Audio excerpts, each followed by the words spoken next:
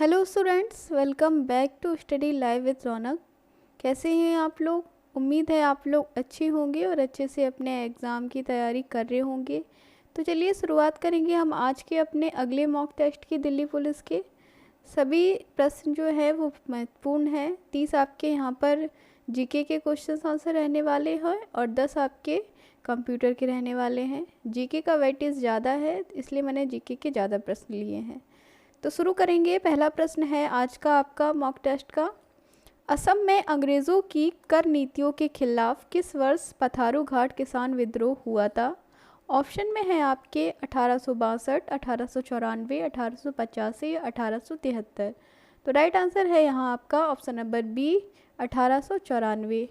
ठीक है, 28 जनवरी 1894 ईस्वी में असम में अंग्रेज़ों की कर नीतियों के खिलाफ पथारू घाट किसान विद्रोह हुआ था, जिसमें एक पुलिस गोलीबारी के दौरान 140 किसानों की मृत्यु हुई थी। ठीक है, कितने? 140 किसानों की मृत्यु हुई थी। इसे असम का जलियांवाला नरसंहार भी बोला जाता है। असम का जलियांवाला बाग नरसंहार भी बोला जाता है, क्योंकि इसमें निर्दोष किसानों की मृत्यु हुई थी 140 पुलिस की गोलीबारियों की वजह से। ठीक है, कब हुआ था ये? 28 जनवरी 1894 को हुआ था असम में। ठीक है, चलिए नेक्स्ट क्वेश्चन लेंगे। दरिंगबाड़ी हिल स्टेशन भारत के किस राज्य में स्थित है? उड़ीसा, पश्चिम बंगाल, महाराष्ट्र या केरल? तो ये है आपका ऑप्शन नंबर ए, उड़ीसा। ओडिशा राज्य के कंधमाल जिले में स्थित है आपका दरिंगबाड़ी हिल स्टेशन। ठीक है, कंधमाल जिले में है आपका, उड़ीसा के कंधमाल जिले में पड़ता है दरिंगबाड़ी हिल स्टेशन। ये आपका 3000 फीट ऊंचाई पर स्थित है। कितनी ऊंचाई पर स्थित है? 3000 फीट ऊंचाई पर स्थित है ये आपका हिल स्टेशन। ये अदरक की कटाई किस लिए प्रसिद्ध है? ये भी आपसे पूछ सकता है। ये अदरक की कटाई व हल्दी के लिए प्रसिद्ध है। अदरक की कटाई व हल्दी के लिए प्रसिद्ध है। यहाँ की हल्दी को जीआई टैग भी मिल चुका है। ठीक है, राइट आंसर हो जाएगा ऑप्शन नंबर ए, ओडिशा। अगला प्रश्न लेंगे। निम्नलिखित में कौन केरल के पहले मुख्यमंत्री थे? आर शंकर, सी अच्युत मेनन, पटोमे थानु पिल्लई या ईएमएस नंबूदरीपाद? तो आपका राइट आंसर है option number D, EMS Namboodiripad जो हैं वो केरल के पहले मुख्यमंत्री हैं। वर्तमान की बात करें तो वर्तमान में जो मुख्यमंत्री हैं वो हैं आपके पिनरई विजयन। पिनरई विजयन आपके वर्तमान में हैं। और प्रथम आपके कौन थे? ईएमएस नंबूदरीपाद। अगला क्वेश्चन है आपका। सभी क्वेश्चंस जो हैं वो बहुत ही इंपॉर्टेंट हैं, तो वीडियो को पूरा देखिएगा, इसके बिल्कुल मत कीजिएगा। सारे क्वेश्चंस एसएससी में प्रीवियस ईयर आए हुए हैं। चैनल पे नए हैं तो रिक्वेस्ट है चैनल को सब्सक्राइब ज़रूर कर लीजिए। तो 4 नंबर क्वेश्चन है आपका। भारत, म्यांमार और चीन के बीच का त्रिकोणीय जंक्शन जो है दीफू दर्रा, वो किस सीमा रेखा पर है? रेड क्लिफ, पालक स्ट्रेट, मैकमोहन रेखा या डूरंट रेखा? तो ये है आपका ऑप्शन नंबर सी, मैकमोहन रेखा। ठीक है, जो भारत और चीन के बीच मैकमोहन रेखा है वहाँ पर आपका पड़ता है दीफू दर्रा। और दीफू दर्रा किस राज्य में स्थित है? ये क्वेश्चन आपसे पूछ लिया जाए तो ये आपके अरुणाचल प्रदेश में है। ठीक है, किस राज्य में है आपका ये दीफू दर्रा? अरुणाचल प्रदेश में है। नेक्स्ट क्वेश्चन लेंगे, क्वेश्चन नंबर 5 हो जाएगा यहाँ आपका। सबसे लंबे समय तक बांग्लादेश के प्रधानमंत्री पद पर बने रहने वाले व्यक्ति का नाम क्या है? शाह अजीजुर रहमान, खालिदा जिया, शेख हसीना या शेख मुजीबुर रहमान? तो राइट आंसर है यहाँ आपका ऑप्शन नंबर सी, शेख हसीना। शेख हसीना जो हैं वो बांग्लादेश के सबसे अधिक समय तक पद पे रहने वाली प्रधानमंत्री हैं। ये 1996 से लेके 2001 के बीच में प्रधानमंत्री थी और उसके पश्चात 2009 से अब तक ये बांग्लादेश की प्रधानमंत्री हैं। ठीक है, तो सबसे अधिक समय तक प्रधानमंत्री के पद पर रहने वाली व्यक्ति हैं ये शेख हसीना। अगला प्रश्न है आपका। मणिपुर, मेघालय, त्रिपुरा किस अधिनियम के अंतर्गत राज्य बन गए? तो इसका जो राइट आंसर हो जाएगा वो हो जाएगा ऑप्शन नंबर डी, उत्तर पूर्वी क्षेत्र पुनर्गठन अधिनियम 1971। ठीक है, उत्तर पूर्वी क्षेत्र पुनर्गठन अधिनियम 1971 जो था, इस अधिनियम के अंतर्गत मणिपुर, मेघालय और त्रिपुरा राज्य बन गए थे 21 जनवरी 1972 में। ठीक है, 21 जनवरी 1972 को ये राज्य बन गए थे। और किस अधिनियम के अंतर्गत? उत्तर पूर्वी क्षेत्र पुनर्गठन अधिनियम 1971। अगला प्रश्न है आपका, प्रश्न नंबर 7 है, किस भारतीय राज्य ने सरकारी कर्मचारियों के माता पिता की सुरक्षा के लिए प्रणाम आयोग की शुरुआत की थी? पंजाब, असम, महाराष्ट्र या हरियाणा? तो ये की गई थी असम राज्य के। ठीक है, असम राज्य के द्वारा प्रणाम आयोग की शुरुआत की गई थी। इसका अगर हम फुल फॉर्म की बात करें तो ये कर्मचारी अभिभावक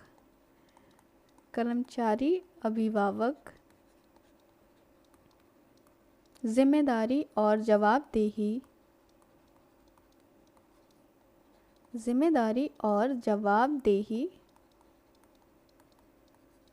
एवं मानदंड कमीशन था। ठीक है, क्या था? कर्मचारी अभिभावक जिम्मेदारी और जवाबदेही मानदंड कमीशन, जिसे असम राज्य के द्वारा शुरुआत किया गया था, जिसमें माता पिता की सुरक्षा पर ध्यान देना था। अगला प्रश्न है आपका, निम्न में कौन सा देश विश्व व्यापार संगठन का सदस्य नहीं है? ध्यान से पढ़िएगा, नहीं है पूछा है।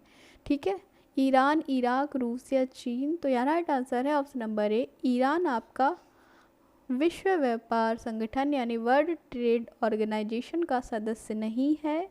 अगर इसकी हम स्थापना की बात करें तो इसकी स्थापना 1 जनवरी 1995 ईस्वी में हुई थी विश्व व्यापार संगठन की। मुख्यालय इसका है आपका जिनेवा, स्विट्जरलैंड में मुख्यालय पड़ता है। इसने द्वितीय विश्व युद्ध के बाद गैट का स्थान लिया है। विश्व व्यापार संगठन का अगर पुराना नाम बात करें तो इसका पुराना नाम गैट था, और फिर गैट को बदलकर ही विश्व व्यापार संगठन यानी WTO कर दिया गया था। इसमें 164 सदस्य देश हैं 164, बट इसमें ईरान जो है वो सदस्य नहीं है। अगला क्वेश्चन है आपका, भारत में हर साल राष्ट्रीय विज्ञान दिवस कब मनाया जाता है? 1 फरवरी, 11 फरवरी, 13 फरवरी या 28 फरवरी? तो यहाँ आपका राइट आंसर है ऑप्शन नंबर डी, 28 फरवरी। ठीक है, भारत में हर साल राष्ट्रीय विज्ञान दिवस जो है वो 28 फरवरी को मनाया जाता है। क्यों मनाया जाता है? इसलिए मनाया जाता है क्योंकि इसी दिन सबसे बड़ी भारत की वैज्ञानिक खोज हुई थी, रमन इफ़ेक्ट जो हुई थी वैज्ञानिक खोज, वो इसी दिन हुई थी। अगर हम 2023 की इस बार की थीम की बात करें राष्ट्रीय विज्ञान दिवस की, तो इस बार की थीम थी आपकी सबसे बड़ी वैश्विक भलाई। थीम आपसे करंट में पूछ सकता है, इसलिए थीम भी आपको पता होना चाहिए। वैश्विक भलाई के लिए वैश्विक विज्ञान इस बार की थीम थी। ठीक है, ध्यान रखिएगा, 28 फरवरी को मनाया जाता है। थीम थी आपकी वैश्विक भलाई के लिए वैश्विक विज्ञान। अगला प्रश्न है आपका, नुआखाई त्योहार कौन सा भारतीय राज्य में मनाया जाता है? ओडिशा, पंजाब, असम या पश्चिम बंगाल? तो नुआखाई त्योहार जो है वो आपका ऑप्शन नंबर ए राइट हो जाएगा, ओडिशा में मनाया जाता है। ये नई फसलों के स्वागत के लिए मनाया जाता है। क्यों मनाया जाता है? नई फसल के स्वागत के लिए मनाया जाता है नुआखाई त्योहार। ठीक है, जब नई फसल उगती है तो ये किसान का त्यौहार है और वो नई फसल आने पर खुश होता है और ये त्यौहार मनाता है। अगला प्रश्न है आपका, विश्व बैंक की स्थापना किस वर्ष हुई थी? 1944, 1956, 1960 या 1987? तो आपका राइट आंसर यहाँ पर हो जाएगा ऑप्शन नंबर ए, 1944 ईस्वी में विश्व बैंक की स्थापना हुई थी। मुख्यालय इसका आपसे पूछ सकता है, तो मुख्यालय है इसका वाशिंगटन DC में। कहाँ पड़ता है मुख्यालय? वाशिंगटन DC में विश्व बैंक का मुख्यालय है। नेक्स्ट क्वेश्चन है आपका, रणथंभौर नेशनल पार्क इनमें से किस प्रजाति को सुरक्षित रखा जाता है? बिल्ली, हाथी, कुत्ता या चीता? तो राइट आंसर है यहाँ पे आपका ऑप्शन नंबर डी, चीता। चीता जो है वो रणथंभौर नेशनल पार्क में सुरक्षित रखा जाता है। ये आपका कहाँ पर है? राजस्थान में है। राजस्थान में पड़ता है आपका रणथंभौर नेशनल पार्क। 1955 में इसे भारत सरकार द्वारा बनाया गया था। 1955 में भारत सरकार द्वारा बनाया गया था। सवाई माधो सिंह स्थान पर है ये, राजस्थान के सवाई माधो सिंह पड़ता है, वहाँ पर आपका ये नेशनल पार्क है। उसके पश्चात 1973 में इसे टाइगर रिजर्व घोषित कर दिया गया था। ठीक है, प्रोजेक्ट टाइगर रिजर्व घोषित कर दिया गया था 1973 के तहत। 1973 में प्रोजेक्ट टाइगर रिजर्व इसे घोषित कर दिया गया था। ठीक है, रणथंभौर नेशनल पार्क को। तो राइट आंसर है यहाँ पे चीता। अगला प्रश्न है आपका, इनमें से किस मुगल शासक ने लाहौर किले में स्थित शीश महल का निर्माण करवाया था? शाहजहां, अकबर, आर्यभट्ट या औरंगजेब? तो राइट आंसर है यहाँ आपका ऑप्शन नंबर ए, शाहजहां द्वारा लाहौर किले में स्थित शीश महल का निर्माण करवाया गया था 1631 से लेके 1632 ईस्वी के मध्य। ठीक है, नेक्स्ट क्वेश्चन है ये। सेशन पसंद आया हो तो प्लीज़ एक लाइक ज़रूर करिएगा। आपका एक लाइक हमें और कुछ मोटिवेट करने का और कुछ अच्छा करने का हौसला प्रदान करता है। तो क्वेश्चन नंबर 14 है आपका, भारतीय अनुसंधान संगठन इसरो यानी सूर्य के अध्ययन के लिए किस भारतीय मिशन को लॉन्च किया है? तो ये आदित्य L1, ऑर्बिट L1, अवतार L1 या निसार L1? तो यहाँ आपका राइट आंसर है ऑप्शन नंबर ए, आदित्य L1 लॉन्च किया है। चंद्रयान की सफलता के बाद सूर्य के अध्ययन के लिए आदित्य L1 लॉन्च किया गया है इसरो के द्वारा।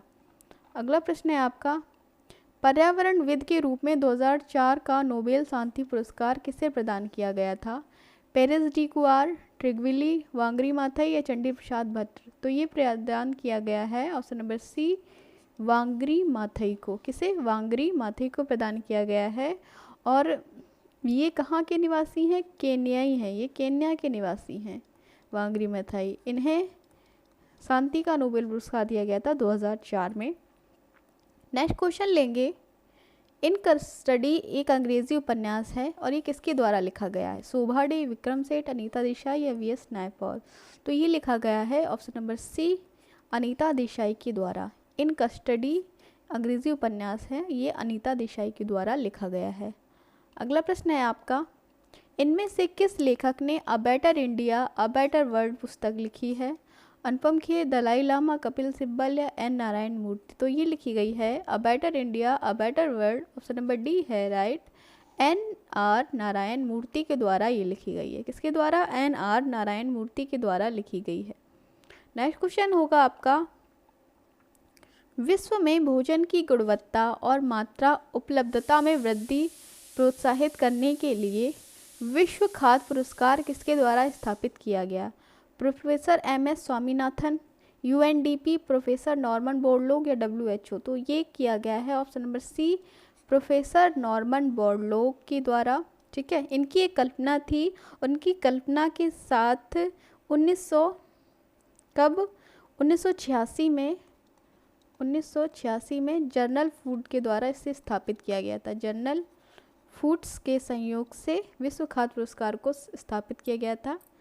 अगला प्रश्न है आपका, साहित्य के क्षेत्र में इनमें से कौन सा संगठन राज्य व्यास सम्मान और सरस्वती सम्मान प्रदान करता है? Madhya Pradesh, KK Birla foundation, Tata education and development trust, Uttar Pradesh? तो ये दिया जाता है आपका ऑप्शन नंबर बी, व्यास सम्मान और सरस्वती सम्मान जो है वो KK बिरला फाउंडेशन के द्वारा दिया जाता है साहित्य के क्षेत्र में। नेक्स्ट क्वेश्चन है आपका, इनमें से किस गैर भारतीयों को भारत के सर्वोच्च राष्ट्रीय पुरस्कार भारत रत्न से सम्मानित किया गया है? Sam Nujoma, Martin Luther King, Zubin Mehta या नेल्सन मंडेला? तो ये किया गया है आपका option number D, Nelson Mandela, जो दक्षिण अफ्रीका के निवासी हैं और दक्षिण अफ्रीका के पूर्व राष्ट्रपति भी रह चुके हैं। दक्षिण अफ्रीका के पूर्व राष्ट्रपति भी रह चुके हैं नेल्सन मंडेला। इन्हें भारत रत्न से सम्मानित किया गया था, जो कि ये गैर भारतीय हैं। अगला क्वेश्चन है आपका, निम्नलिखित में कौन सा पुरस्कार जीवन के आध्यात्मिक आयाम की पुष्टि करने असाधारण योगदान के लिए दिया जाता है? पुलित्जर पुरस्कार, टेम्पल्टन पुरस्कार, ट्यूरिंग अवार्ड या गांधी शांति पुरस्कार? तो ये दिया जाता है जीवन के आध्यात्मिक आयाम की पुष्टि करने में असाधारण योगदान के लिए आपको ऑप्शन नंबर बी, टेम्पल्टन पुरस्कार दिया जाता है। कौन सा? टेम्पल्टन पुरस्कार। और पुलित्जर पुरस्कार आपको पत्रकारिता के क्षेत्र में दिया जाता है। किस लिए दिया जाता है? पत्रकारिता के क्षेत्र में। ठीक है। अगला प्रश्न अब हम लेंगे। ये सारे क्वेश्चन आपको बार बार मैं यही कह रही हूँ, ये सभी क्वेश्चन जो हैं वो एसएससी में प्रीवियस ईयर आए हुए क्वेश्चन है, इसलिए सभी इंपॉर्टेंट क्वेश्चन है। तो ध्यान से आप पढ़िएगा और मुझे कमेंट में बताइएगा कि आपसे कितने सॉल्व हो पा रहे हैं, आपके 40 आउट ऑफ कितना स्कोर बन रहा है। प्लीज़ कमेंट ज़रूर करिएगा। क्वेश्चन नंबर 22 है आपका, जापानी कला को कागज़ की तह को किस नाम से जाना जाता है? हाइकू, इकेबाना, ओरिगामी या कराओके? तो ये जाना जाता है ऑप्शन नंबर सी, ओरिगामी। ठीक है, ओरिगामी के रूप में जाना जाता है जापानी की कला को, जिसमें कागज़ को मोड़ के कुछ क्रिएटिव बनाया जाता है और इस कला को ओरिगामी का नाम दिया जाता है। अगला क्वेश्चन है आपका, भारतीय सांस्कृतिक संबंध परिषद की स्थापना किसके द्वारा की गई?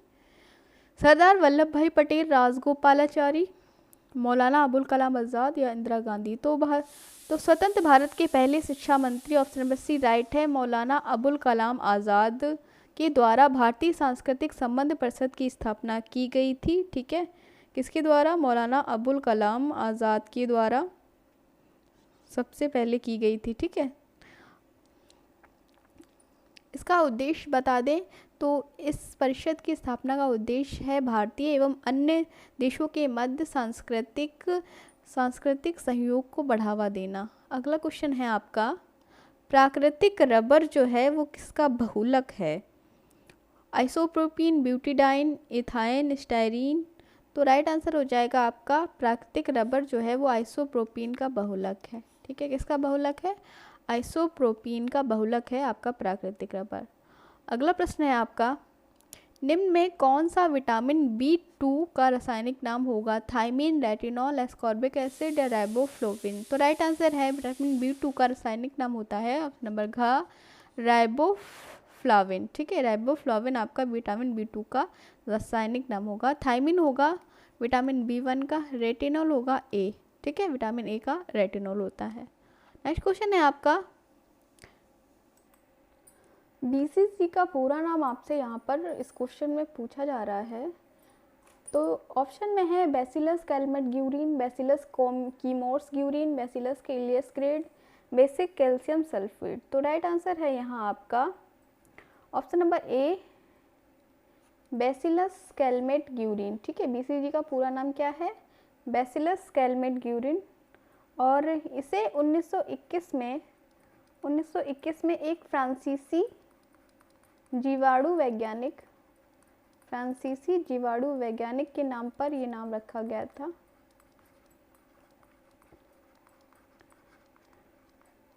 अल्बर्ट कैलम द्वारा विकसित किया गया था। किसे? अल्बर्ट कैलमेट, इन्हीं के नाम पे इसका नाम BCG पूरा रखा गया है। अल्बर्ट कैलमेट द्वारा 1921 में फ्रांसीसी जीवाणु वैज्ञानिक हैं, इनके द्वारा BCG का टीका विकसित किया गया था। अगला क्वेश्चन है आपका, भारत के किस राज्य में प्रतिवर्ष तारनेतर मेला लगाया जाता है? तारनेतर मेला लगाया जाता है, तेलंगाना, मणिपुर, मध्य प्रदेश या गुजरात? तो ये लगाया जाता है ऑप्शन नंबर डी राइट है, गुजरात के सौराष्ट्र में एक जगह पड़ती है तरनेतर जगह पड़ती है, वहाँ पर ये मेला लगाया जाता है। और ये मेला बताते हैं कि महाभारत के काल से लगाया जा रहा है। कब से? महाभारत के काल से ये मेला लगाया जाता है, जिसमें द्रौपदी के स्वयंवर से रिलेटेड इसको दिखाया जाता है कि ये जो मेला है वो द्रौपदी के स्वयंवर से रिलेटेड है, जो कि गुजरात के सौराष्ट्र के एक जगह है तरनेतर, वहाँ प्रतिवर्ष लगाया जाता है। अगला क्वेश्चन है आपका, कॉस्मोलॉजी में इनमें से किनसे जुड़ी बातों का अध्ययन किया जाता है? खेती, ब्रह्मांड, फूल या फल? तो कॉस्मोलॉजी में ब्रह्मांड से जुड़ी विभिन्न बातों का अध्ययन किया जाता है। ऑप्शन नंबर बी आपका राइट हो जाएगा। किससे जुड़ी? ब्रह्मांड से जुड़ी विभिन्न बातों का अध्ययन किया जाता है कॉस्मोलॉजी में। अगला क्वेश्चन यहाँ पे लेंगे हम, कटक शहर इनमें से किस नदी के किनारे बसा हुआ है? सरस्वती, महानदी, मूसी या शांगपो? तो कटक शहर की यहाँ पर आपका ऑप्शन नंबर बी राइट हो जाएगा। कटक शहर जो है वो महानदी के किनारे बसा हुआ। किसके किनारे? महानदी शहर के किनारे आपका कटक शहर बसा हुआ है। यह आपका 30 नंबर क्वेश्चन है। जीके के क्वेश्चन यहाँ पर समाप्त होंगे और कंप्यूटर के स्टार्ट हो जाएंगे। इनमें से किन दो शासकों के बीच चौसा का युद्ध हुआ था? बाबर और शेरशाह, हुमायूं और शेरशाह, शेरशाह औरंगजेब या अकबर और शेरशाह। तो ये हुआ था, ऑप्शन नंबर बी राइट हो जाएगा। हुमायूं और शेरशाह सूरी के मध्य चौसा का युद्ध हुआ था 26 जून 1539 ईस्वी में हुआ था। कब हुआ था? 26 जून 1539 में हुआ था, जिसमें शेरशाह सूरी की विजय हुई थी। ठीक है, शेरशाह विजयी हुआ था और हुमायूं की इसमें हार हुई थी। अब शुरुआत करेंगे हम कंप्यूटर के क्वेश्चंस की। कंप्यूटर का पहला क्वेश्चन है, गणना और तुलना के लिए कंप्यूटर के किस भाग का प्रयोग किया जाता है? Disk unit, modem, ALU, control unit. तो गणना और तुलना की बात हो रही है, तो यहाँ पर आपका CPU का जो भाग होता है ALU यानी arithmetic and logical unit. Arithmetic and, इसका फुल फॉर्म भी आप ध्यान रखिएगा, अर्थमेटिक एंड लॉजिकल यूनिट इसका फुल फॉर्म होता है। इसका यूज़ होता है गणितीय और लॉजिकल क्रियाओं को करने के लिए। ठीक है, किसका? ALU का। चलिए नेक्स्ट क्वेश्चन लेंगे। मल्टी प्रोग्रामिंग का प्रयोग किस पीढ़ी के कंप्यूटर से शुरू हुआ था? प्रथम, द्वितीय, तृतीय या चतुर्थ? तो ये हुआ था आपका ऑप्शन नंबर सी राइट हो जाएगा, तृतीय पीढ़ी के कंप्यूटर। ठीक है, मल्टी प्रोग्रामिंग का प्रयोग जो हुआ था वो तृतीय पीढ़ी के कंप्यूटर से स्टार्ट हो गया था। अगला प्रश्न लेंगे, सर्वप्रथम पंच कार्ड का प्रयोग किसने किया था? जोसेफ मेरी, चार्ल्स बेबेज, जॉन माउकली या इनमें से कोई नहीं? तो सर्वप्रथम पंच कार्ड का प्रयोग जो है वो ऑप्शन नंबर ए हो जाएगा, जोसेफ मेरी द्वारा प्रयोग किया गया था। और कब किया गया था? 1890 ईस्वी में। 1890 ईस्वी में सर्वप्रथम पंच कार्ड का प्रयोग जोसेफ मेरी के द्वारा किया गया था। अगला प्रश्न है आपका, सर्वाधिक तेज गति का प्रिंटर है jet printer, laser printer, thermal printer या डॉट प्रिंटर? तो ऑप्शन नंबर बी आपका राइट हो जाएगा, लेज़र प्रिंटर जो है वो सर्वाधिक तेज गति का प्रिंटर होता है। नेक्स्ट क्वेश्चन है आपका, OCR का पूर्ण रूप आपसे पूछा जा रहा है। Optical CPU recognition, optical character recognition, optical character rendering या इनमें से कोई नहीं? राइट आंसर हो जाएगा यहाँ पर option number B, optical character recognition आपका राइट आंसर है, OCR। ठीक है, OCR आपका राइट आंसर है। OCR का प्रयोग क्या होता है? यह है किसी स्कैन करने के लिए यूज़ होता है, वर्डों के बीच में, स्कैनर के बीच में कोई कोड जो छुपा होता है उसको स्कैन करने के लिए यूज़ होता है। नेक्स्ट क्वेश्चन है आपका, जब PC पर किसी डॉक्यूमेंट पर कार्य करते हैं तब डॉक्यूमेंट अस्थायी रूप से स्टोर होता है, CPU, रैम, रोम या CD-ROM? तो ये होता है आपका ऑप्शन नंबर बी, रैम। ठीक है, जब PC पर किसी डॉक्यूमेंट पर कार्य करते हैं तो डॉक्यूमेंट में स्थायी रूप से स्टोर होता है रैम। रैम का फुल फॉर्म आपको बता दें, इसका होता है, रैम का फुल फॉर्म होता है रीड रैंडम एक्सेस मेमोरी। ठीक है, क्या होता है? रैंडम एक्सेस मेमोरी, ये रैम का फुल फॉर्म होता है। रोम का होता है आपका read only memory, read only memory. CPU का ध्यान रखिएगा, central processing unit, central processing unit आपका CPU का आता है। ठीक है, राइट आंसर है रैम यानी रैंडम एक्सेस मेमोरी। अगला क्वेश्चन है, कंप्यूटर भाषा जावा के आविष्कारक कौन है? माइक्रोसॉफ्ट, इंफोसिस्टम, सन माइक्रोसॉफ्ट या IBM? तो ये कंप्यूटर भाषा जावा के आविष्कारक हैं आपके ऑप्शन नंबर सी, सन माइक्रोसॉफ्ट सिस्टम। ठीक है, सन माइक्रोसॉफ्ट के द्वारा किया गया था और सन माइक्रोसॉफ्ट ने जेम्स गॉजलिंग इनके द्वारा विकसित की गई थी कंप्यूटर भाषा जावा। ठीक है, अगला प्रश्न है आपका, कंप्यूटर डाटा स्टोर और गणनाएं करने के लिए नंबर सिस्टम का प्रयोग करते हैं, हेक्साडेसिमल, ऑक्टल, बाइनरी या दशमलव? तो राइट आंसर है यहाँ पर, कंप्यूटर डाटा स्टोर और गणनाएं करने के लिए हम बाइनरी नंबर यूज़ करते हैं, जो कि 0 से 1 से स्टार्ट होते हैं, 0 से 1 तक होते हैं आपके बाइनरी डिजिट, और इन्हीं का यूज़ होता है कंप्यूटर में डाटा स्टोर और गणनाएं करने के लिए। नेक्स्ट क्वेश्चन है आपका, लॉगिन नेम तथा पासवर्ड के सत्यापन की प्रक्रिया क्या कहलाती है? आइडेंटिफिकेशन, ऑथेंटिकेशन, एक्सेसिबिलिटी या लॉगिन? तो लॉगिन तथा नेम और पासवर्ड के सत्यापन की जो प्रक्रिया है वो आपकी ऑथेंटिकेशन या हिंदी में आपका आ सकता है प्रमाणीकरण कहलाती है, ऑथेंटिकेशन या प्रमाणीकरण कहलाती है। लास्ट क्वेश्चन है आपका, क्वेश्चन नंबर 40 हो जाएगा यहाँ पर, विंडोज़ में किसी टेक्स्ट को ढूंढने के लिए कुंजी है? Ctrl+E, Ctrl+F, Ctrl+Z या Ctrl+S? तो यहाँ राइट आंसर है आपका option number B, Ctrl+F। F4 होता है फाइंड, ठीक है। तो किसी टेक्स्ट को ढूंढने के लिए हम Ctrl+F का यूज़ करते हैं। Ctrl+Z होता है आपका अंडू, किसी कोई आपका कोई डॉक्यूमेंट या कोई टेक्स्ट वगैरह अगर मिट गया है तो उसे दोबारा लाने के लिए अंडू का यूज़ करते हैं। Ctrl+S का आपका यूज़ होता है सेव करने के लिए, ठीक है। ये लास्ट क्वेश्चन मैं आपको दे रही हूँ कि कीबोर्ड में कितनी कुंजियाँ होती हैं। इसका आंसर आपको मुझे कमेंट करना है, ठीक है। कमेंट करिएगा कि कीबोर्ड में कितनी कुंजियाँ यानी कीज़ होती हैं। जिसे कोई पता है वो कमेंट ज़रूर करिएगा, ठीक है। तो ये थे आपके आज के 40 महत्वपूर्ण प्रश्न। एसएससी से आए हुए सभी प्रश्न है ये, जीके के और कंप्यूटर के भी हैं।